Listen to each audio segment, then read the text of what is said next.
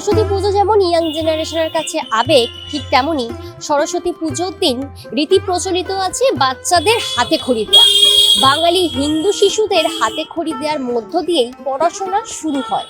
তবে বর্তমানে ডিজিটালের যুগে স্লেট চকের ঐতিহ্য কিন্তু একেবারে যেন হারিয়ে যাচ্ছে। বদলে ব্যবহার করা হচ্ছে ডিজিটাল স্লেট। চলুন বাজারে ঘুরে দেখা যাক আদেও কি এই স্লেট চকের ঐতিহ্য হারিয়ে যাচ্ছে, কি বলছেন সকলে, চলুন দেখা যাক।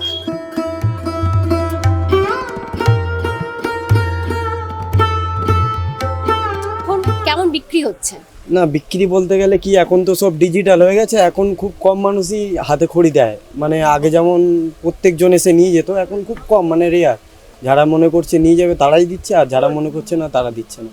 খুব কম, মানে হেভি হচ্ছে সেটা না, এমনি যা হয় তা হচ্ছে, কিন্তু সিলেট পেন্সিল হাতে খড়ি খুব কমই দিচ্ছে মানুষ। মানে ডিজিটাল স্লেটের যুগে কি এই যে ঐতিহ্যটা কি হারিয়ে যাচ্ছে?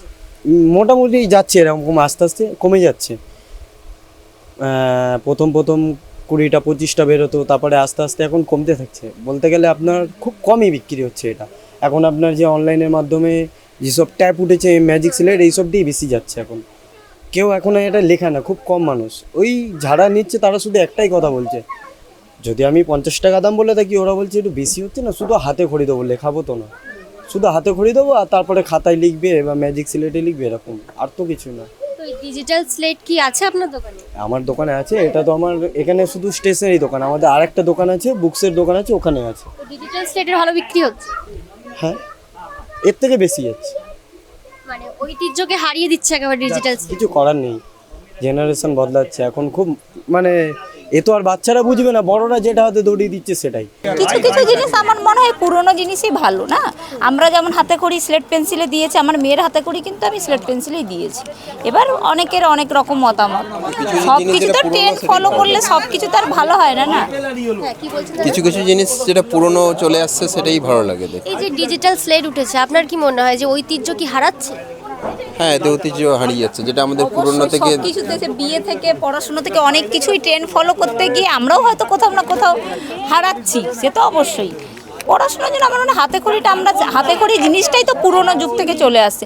আমরা যেমন হাতে খড়ি দিয়েছি, দেখুন না, 5 বছরে গিয়ে স্কুলে ভর্তি হয়েছি, তখন হাতে খড়ি দিয়েছি। কিন্তু আমার মেয়ে 2 বছরে যেহেতু পড়াশোনা শুরু করেছে, আমরা ওকে 2 বছরেই হাতে খড়ি দিয়েছি, কিন্তু হাতে খড়িটা আমরা স্লেট পেন্সিলেই দিয়েছি। কিছু কিছু প্রথা মেনে পুরোনো জিনিসই ভালো আমার মনে হয়।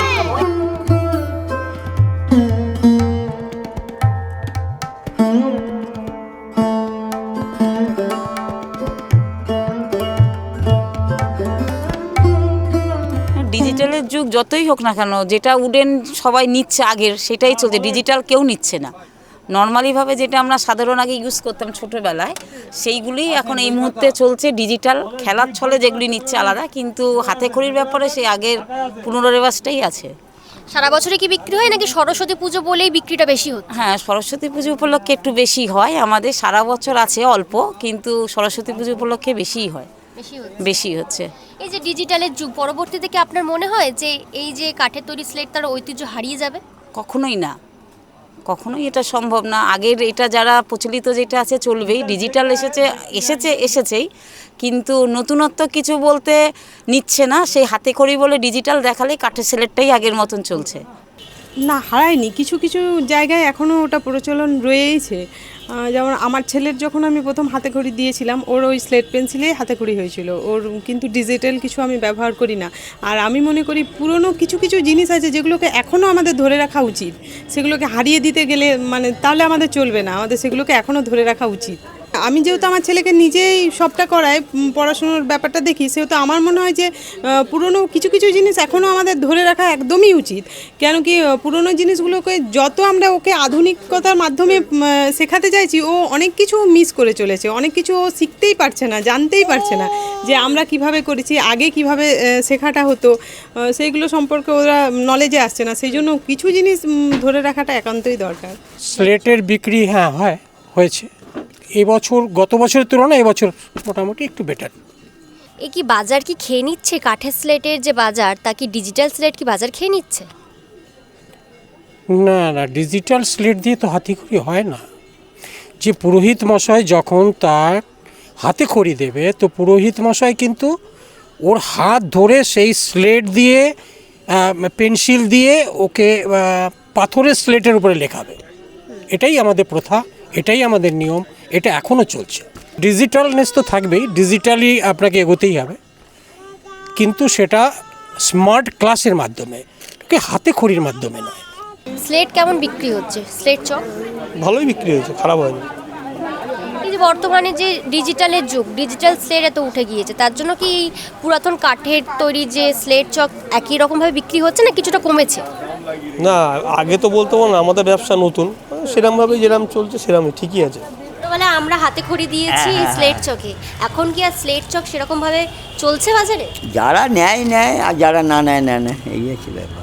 এখন যাদের ইচ্ছা মতন, যা অনেকে পড়াশোনা শেখায়, অনেকে শেখায় না, কিন্তু নিয়ম কিন্তু ঠাকুরের কাছে স্লেট বই দেওয়া উচিত। বাউনে ঠাকুর বলে যে এইটা না হলে পুজো হয় না।